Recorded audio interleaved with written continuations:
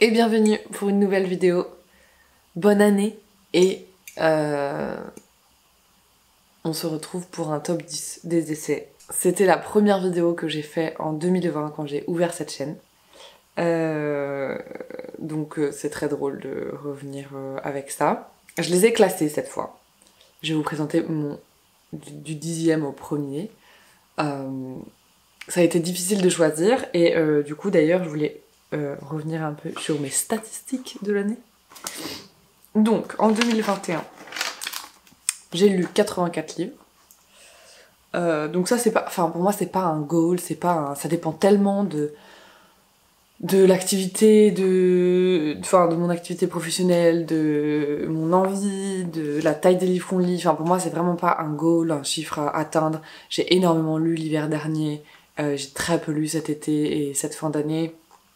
Il y a des moments où je ne fais que ça, il y a des moments où j'ai pas envie. Je ne me force surtout pas et je pense pas que ce soit un... Enfin, voilà, il n'y a pas de goal à atteindre pour moi.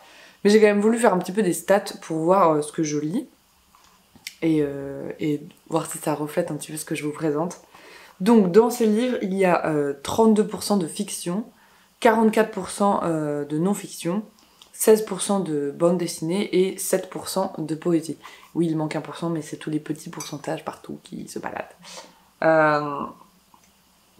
Donc ça m'étonne pas beaucoup d'être en majorité lectrice d'essais, enfin de non-fiction, parce que dans la non-fiction, il y a les essais, mais il y a aussi les témoignages, les autobiographies, les biographies, ce genre de choses. Mais je pense que j'ai augmenté ma part de fiction. Avant, je pense que je ne lisais pas autant de romans, donc je suis assez contente.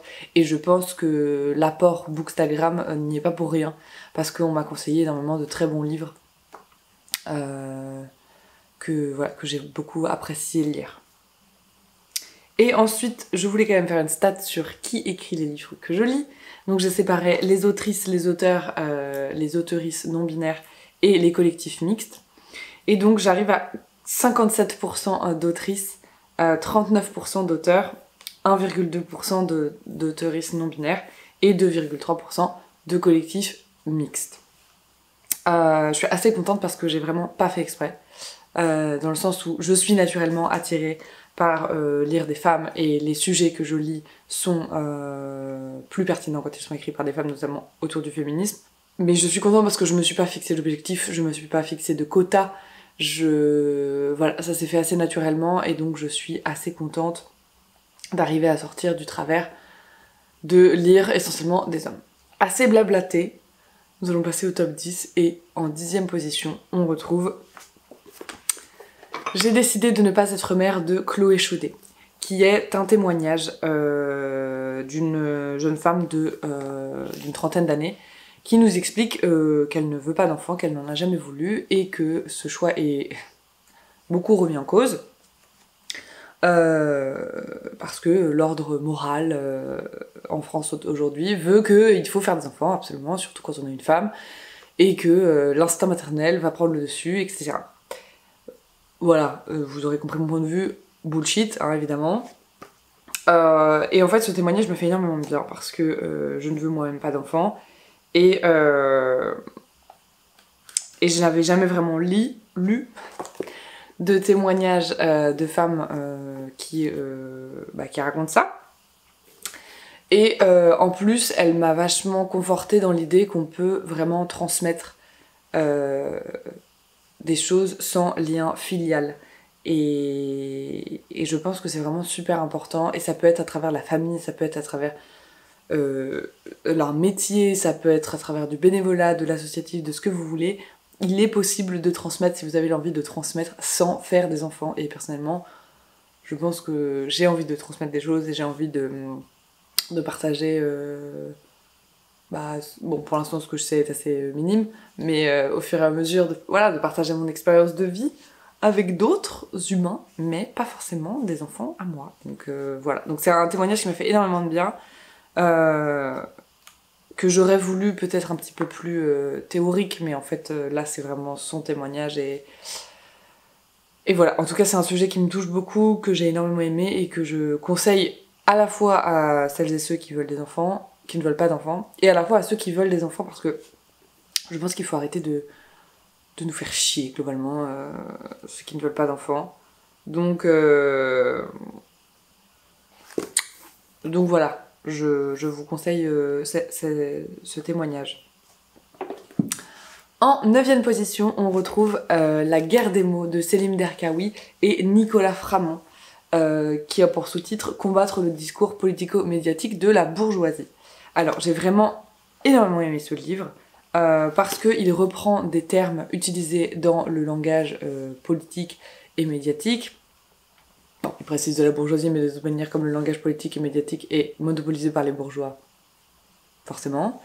Et qui déconstruit un petit peu certains termes pour montrer que, 1, ce ne sont pas les bons, 2, pourquoi ils les utilisent et comment ils nous en fument. Et j'ai trouvé cette lecture vraiment extrêmement intéressante et je pense que c'est une lecture d'autant plus nécessaire à l'approche des présidentielles parce qu'on voit déjà, on entend déjà les discours se faire avec des mots complètement sortis de nulle part, des mots qu'on change selon la connotation. Voilà, c'est un livre qui est très accessible, qui m'a pas parlé, qui m'a pas paru compliqué à lire vraiment. Je pense que c'est très bien expliqué, c'est très pédagogue et c'est illustré de manière très très chouette. Bon alors c'est sarcastique aussi, c'est ça qui m'a fait vraiment rire. Il y a plein de petites illustrations comme ça.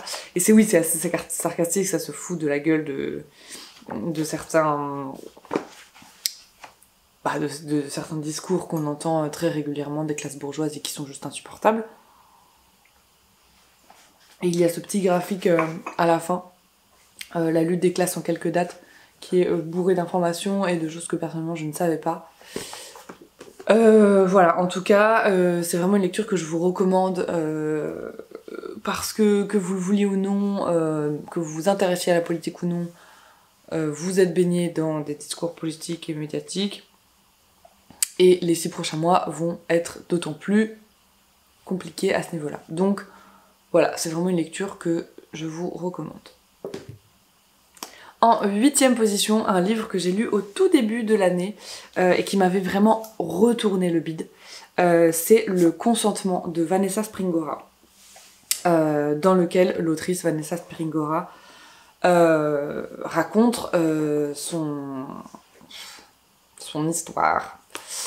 Son histoire dans laquelle elle était complètement sous l'emprise de Gabriel Matzneff, qui est un auteur notoirement pédophile, mais qui a été à cette époque complètement voilà, qui faisait sa vie, quoi, qui était laissé tranquille et être pédophile aux yeux de tous et au savoir de tous, et il ne s'est rien passé, personne n'a protégé cette autrice.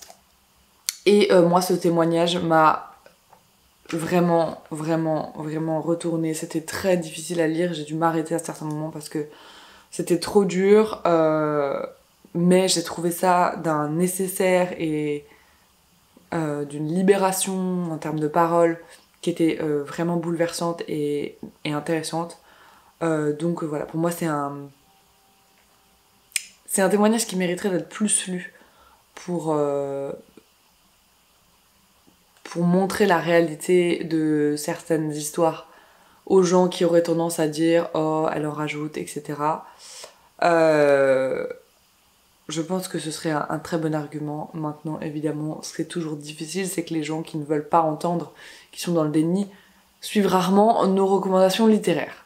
Mais en tout cas, voilà, je vous le conseille vraiment, c'était une très belle... un très belle... Non, c'était pas un très beau moment, c'était un moment marquant de mon année. Et par contre, allez-y le cœur accroché. Et évidemment, il y a des énormes trigger warnings de viol, d'emprise morale, de violence psychique, enfin voilà. Sachez où vous mettez les pieds, mais je vous le recommande quand même. En 7e position, on retrouve La terreur féministe de Irénée, petit éloge du féminisme extrémiste. Donc Irénée, c'est une militante étudiante qui est pas mal connue sur les réseaux sociaux et qui s'est fait connaître à la base via une photo d'elle avec du sang de règle partout sur son pantalon, où elle disait que voilà, le sang menstruel n'est pas sale, enfin le sang globalement n'est pas sale, hein, mais celui-là toujours pas, et qu'il fallait arrêter de nous shamer pour nos règles. Et donc elle a écrit ce premier essai en 2000... non, la première fois qu'il a été édité c'était en 2020. Et donc dans cet essai, elle reprend plusieurs... En fait, elle étudie le pourquoi de... on parle de féminisme extrémiste et on parle de violence féministe, alors que vraiment, la violence qu'on va retrouver chez les féministes, c'est uniquement de la réponse à la violence patriarcale. Et à la fois, il y a un peu un double standard, parce qu'à la fois, il y a ce truc de « oh mon dieu, les féministes, elles vont tout cramer », et à la fois, on n'imagine pas et on ne représente pas des femmes violentes. Et en fait, du coup, elle prend dans ce livre plusieurs références historiques et culturelles pour montrer à quel moment les femmes ont été violentes et pourquoi. Et à chaque fois, c'est une réponse. Et comment il faut que, à la fois en tant que femme, on sorte de cet imaginaire de « oh non, on est des petits êtres doux, mignons et on ne peut pas être violente ». Et à la fois, comment on dédramatise ces titres de journaux qui nous diabolisent complètement. Donc voilà, moi c'était un essai très court. Et je sais qu'elle est en train d'écrire son prochain et j'ai vraiment hâte de le lire. Donc voilà, je vous le conseille à toutes et à tous, sachant qu'il est très court et qu'il est assez drôle aussi. Enfin, voilà, il a un côté sarcastique que j'aime beaucoup chez Irénée et que vous pouvez également retrouver sur Instagram.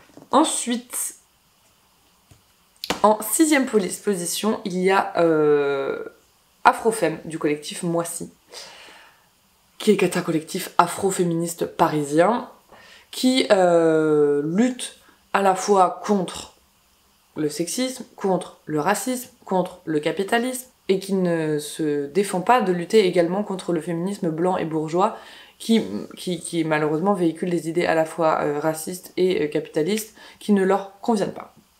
Donc dans ce petit essai, elles expliquent en collectif comment elles luttent et pourquoi elles luttent pour leurs droits. Et j'ai énormément aimé ce livre parce qu'il y a vraiment une volonté d'intersectionnalité très forte qui est à mon avis primordiale. Et notamment je cite je cite un passage du chapitre 3 qui s'appelle « De la lutte des classes qui fait le ménage à la fête de l'humain ». Et le passage c'est le suivant. Nous avons conscience de la façon dont le capitalisme a besoin du racisme pour être opérant. À un niveau international, le prolétariat est très largement issu des pays du Sud et les classes populaires au Nord sont fragmentées, stratifiées, avec les immigrés et enfants d'immigrés du Sud occupant les positions les plus basses, étant notamment exclus de l'emploi salarié. La classe ne se vit pas en dehors de la racialisation et la classe n'efface pas la race. Les bourgeois et bourgeoises non blancs et non blanches subissent encore du racisme, un racisme différent que les non-blancs et non-blanches prolétaires, un racisme que leur argent en position peuvent leur permettre parfois de réduire. Mais aussi, second point important, investir le capitalisme ne résoudra pas le racisme, car le capitalisme ne peut survivre qu'avec une minorité bourgeoise vivant de la force de travail de la majorité. Le capitalisme se nourrit du racisme, il ne peut pas être la réponse. Voilà, ça fait partie des choses qui me manquent dans le féminisme blanc et bourgeois, c'est qu'on ne remet pas du tout en cause le capitalisme, qui pour moi fait partie de la gangrène globale. Donc vraiment, ce livre, ça a été un peu une bouffée d'air pour moi dans ce que je lis, dans ce que je défends. Et d'ailleurs, je vous le faisais gagner dans le concours de mes 500 abonnés. D'ailleurs, il y aura probablement un concours quand j'arriverai aux 1000 abonnés, mais who knows quand ce sera. Voilà, donc c'est vraiment un livre que j'ai énormément apprécié, qui a été très fort en termes d'idées, en termes de... Voilà, en termes de positionnement, qui était vraiment primordial et important pour moi, et je pense qu'il mériterait d'être lu par toutes et tous. En 5e position, il y a Devant l'effondrement de Yves Cochet. Yves Cochet qui est notre ancien ministre de l'écologie et qui parle dans ce livre de collapsologie, d'effondrement et de pourquoi notre société va droit dans le mur en 5e vitesse, à 2000 à l'heure. Donc c'est un livre que j'ai pas mal annoté. Comme vous avez déjà pu le voir dans ma vidéo notamment sur la collapsologie, c'était un sujet que je connaissais déjà, c'est pas le premier livre que je lis à ce sujet, mais je pense que, enfin personnellement j'aime bien me mettre des piqûres de rappel, de relire ce genre de choses, parce que le déni est si facile, et on peut très vite oublier dans quoi on s'est embarqué et où on va. Donc voilà, c'est un récit qui est très intéressant, notamment au niveau des énergies. L'analyse est vraiment très pointue en termes d'économie, d'énergie. Il y a assez peu d'études de lutte sociale, de comment ça va dans notre avancée vers le mur. Mais voilà, en tout cas c'est un livre que j'ai trouvé très intéressant, qui est pour le coup un petit peu moins accessible que ce que je vous ai présenté jusqu'ici, qui est assez pointu. Comme je vous en parlais dans ma vidéo sur la collapsologie, si vous ne connaissez pas du tout le sujet, c'est peut-être pas le premier avec lequel commencer. D'ailleurs, je vous invite à la voir si vous ne connaissez pas le sujet. Voilà, en tout cas, moi, c'est quand même un livre qui a une place importante dans mon année, dans le sens où ça m'a bien remis une piqûre de rappel dans mes projets, que ce soit personnel, professionnel, de voir avec une perspective un petit peu plus lointaine et qui ne va pas être en ligne droite du tout. En 4e position, j'ai mis Une histoire de genre de Lexi, que je vous ai déjà présenté également. De toute manière, tout ce que je vous présente aujourd'hui, je vous l'ai forcément déjà présenté dans mes bilans à minima. Donc Une histoire de genre, c'est un essai écrit par Lexi, qui est donc une femme transgenre qui est connue sous le pseudonyme de Aggressively Trans sur Instagram, et qui, dans cet essai, explique aux personnes trans qui auraient besoin d'aide, aux familles de personnes trans qui auraient besoin d'aide à la compréhension, et aux personnes cis qui veulent juste être des alliés et aider à combattre la transphobie au quotidien, quelques points, enfin pas quelques points, une liste non exhaustive de choses à savoir, à comprendre, et d'arguments et de manières de lutter pour être de vrais alliés et ne pas faire de la transphobie sans s'en rendre compte, et voilà, aider ces personnes qui ont aujourd'hui une place très marginale dans la société et très compliquée, et qui mériteraient la même place que tout le monde, hein, globalement. Donc voilà, c'est vraiment un guide que j'ai trouvé très intéressant et qui, comme vous pouvez le voir que j'ai énormément à noter, qui mérite d'être mis dans les mains de tout le monde. Dans le sens où, comme Lexi le disait, c'est à la fois quelque chose qu'elle aurait aimé lire plus jeune, que ce soit avant le coming out, avant la transition, et voilà, il y a plein de choses qui auraient pu l'aider, et elle souhaite aider les jeunes personnes trans qui se posent des questions, et à la fois pour les familles et pour les personnes cis, c'est vraiment très important, donc je vous le recommande. Et ça, pour le coup, c'est très accessible. Il y a à la fois du contenu historique, du contenu sociologique et du contenu pratiquement journalistique et de témoignages. Mais c'est dans un langage très accessible et vraiment n'importe qui peut lire ce livre, je pense. Le top 3. En 3e position, il y a Le coup de la virilité de Lucille Pétavin. Je ne pensais pas qu'il arriverait aussi haut dans le top. Mais c'est l'intérêt du top 10 de fin d'année, c'est qu'on voit qu'est-ce qui nous a marqué après, à la fin de l'année. J'ai lu ce livre en juillet. Et sur le coup, j'avais beaucoup aimé tout le livre, mais il y avait quelques points qui m'avaient dérangé. Je vous en avais notamment fait part dans mon bilan de fin d'été. Et en fait, je me rends compte, pratiquement 6 mois plus tard, que ce livre m'a marqué. Ce livre m'a marqué parce que dans cet essai, Lucille Pétavin essaye de faire une estimation globale des coûts sociétaux qu'on pourrait allouer aux hommes, notamment en termes de criminalité, d'accidents, responsables, entre guillemets, etc. Et comme je trouvais le calcul incomplet, parce qu'effectivement il y a plusieurs choses qui me chagrinent dans son calcul, mais en fait on s'en fiche du chiffre, d'ailleurs je n'ai même pas retenu le chiffre, c'est pas le chiffre qui est important pour moi, qui a été important pour moi, c'est les parts, les statistiques, les parts de responsabilité des hommes et de à quel point il est important d'éduquer les hommes à ces chiffres-là aussi, parce que c'est juste hallucinant. Elle parle d'éducation, de coûts humains, de coûts matériels, enfin voilà, il y a énormément de sujets qui sont abordés. Le tout est très accessible en termes d'écriture. Les calculs sont détaillés. Moi, j'aime pas trop les maths, donc j'ai pas trop regardé les calculs, mais c'est pas la question. Et de toute manière, même si à la base, voilà, son calcul final m'avait un petit peu embêté sur certains points, parce que je pense qu'il manque certains chiffres et parce que je pense que il y a certains biais dans son écriture qui... on ne peut pas blâmer, en fait, on a tous des biais. Mais c'est un livre, voilà, qui m'a fait prendre cette conscience du coup que ça nous coûte l'éducation genrée, de la bêtise des hommes, et de pourquoi on les éduque toujours dans ce sens-là, alors qu'on paye tous les pots cassés pour leurs âneries, globalement. Et je dis âneries dans un sens très gentil, mais on parle évidemment aussi de crimes, de délits, etc. Donc pas juste d'âneries.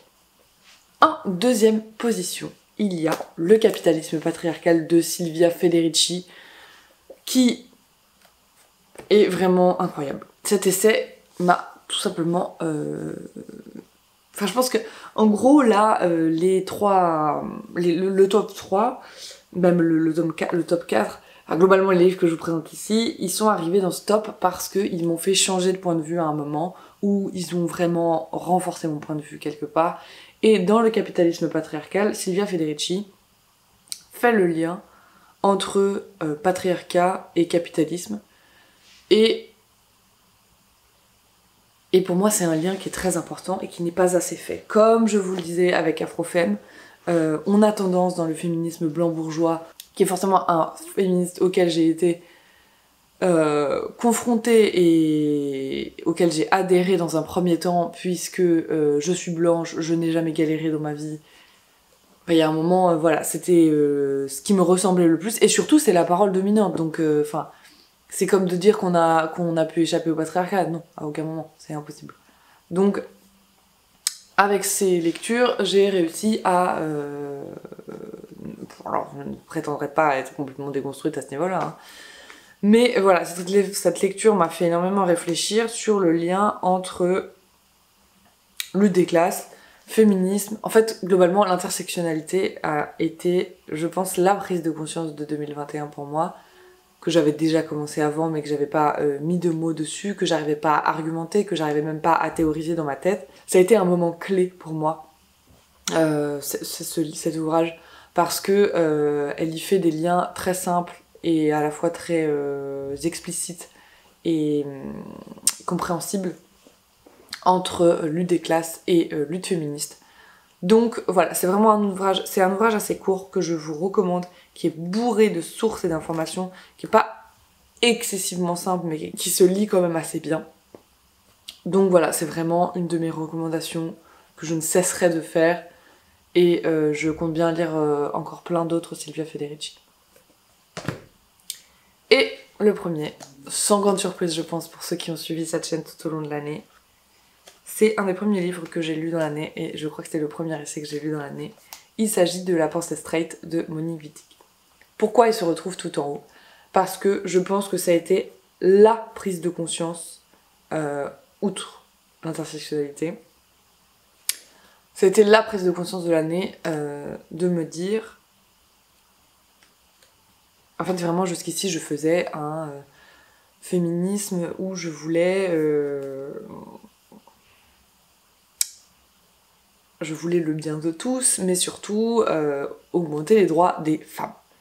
Et pour moi, il n'y avait pas de question à se poser sur l'origine des genres, en gros, et de pourquoi on sépare les genres. Et enfin, c'était quelque chose qu'on m'a enseigné comme naturel et logique et que j'avais pris comme ça. Et cet ouvrage, aussi petit soit-il, a vraiment transformé ma pensée en me faisant réaliser que nous n'avons pas besoin des genres et que la construction genrée fait partie de l'oppression patriarcale. Et voilà, je l'ai bourré d'annotations, le livre est surligné dans tous les sens, parce que j'ai eu une révélation à la minute en lisant ce livre, clairement. Et c'est une lecture que je recommande vraiment à quiconque. Bon, alors c'est un petit peu pointu quand même, donc si vous n'avez jamais lu d'essai, ne commencez peut-être pas par ça, parce que ça risque de vous faire une migraine de 8 ans. Mais c'est vraiment un livre que je recommande à toute personne qui a déjà un petit peu avancé dans ces questionnements féministes et LGBT. Je pense qu'avant cette lecture, je n'avais pas pris conscience de l'intersectionnalité, une fois de plus, entre les luttes LGBT et les luttes féministes. J'avais là aussi encore un point de vue à déconstruire à ce niveau-là, et ce livre, voilà, m'a un petit peu ouvert les yeux. Et j'aimerais vraiment que tout le monde lise ce livre. Voilà, en tout cas, en termes d'essais, ça a été une année vraiment riche. J'ai fait plein de découvertes.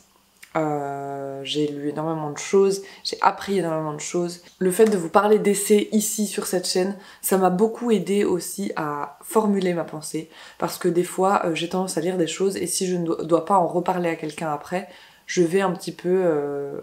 pas forcément faire l'effort de formuler ma pensée correctement.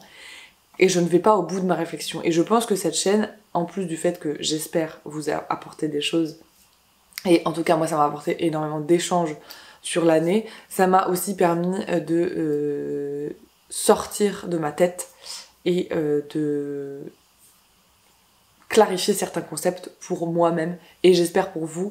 J'espère que ça a été des bonnes recommandations en termes d'essais et en termes de romans, même si je me rends compte que je m'attarde souvent moins sur les romans, sauf quand ça a été des gros coups de cœur.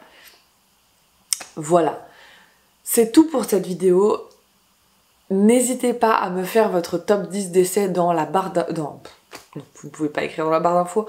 Me faites-moi votre top 10 d'essais dans les commentaires. J'ai trop hâte de voir ce que vous avez lu et ce que vous avez aimé. Et s'il y en a parmi ceux-là que vous avez lus, je prends vos avis dessus. Ça me ferait énormément plaisir. Voilà, on se retrouve du coup dimanche prochain pour le top 10 des romans. Et je vous dis à bientôt.